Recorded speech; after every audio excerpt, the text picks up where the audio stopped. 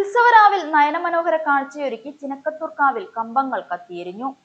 കമ്പക്കാഴ്ച കാണാൻ ചിനക്കത്തൂർ ക്ഷേത്ര മൈതാനിയിലെത്തിയത് ആയിരങ്ങൾ.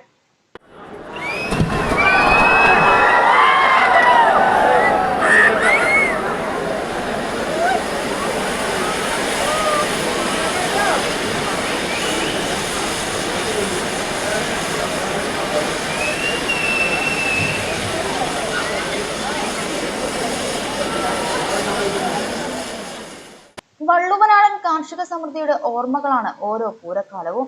മകരക്കൊയ്ത്തെഴിഞ്ഞ പാടങ്ങളിൽ നിന്നും ലഭിച്ച വിളവിന് നന്ദി പറയുവാൻ കർഷകരും നാട്ടുപ്രമാണിമാരും കർഷക തൊഴിലാളികളും തട്ടകത്തമ്മയ്ക്ക് മുന്നിൽ സമർപ്പിക്കുന്ന വഴിപാടുകളാണ് കമ്പം കത്തിക്കൽ എന്നാണ് വാമൊഴി വിശ്വാസം.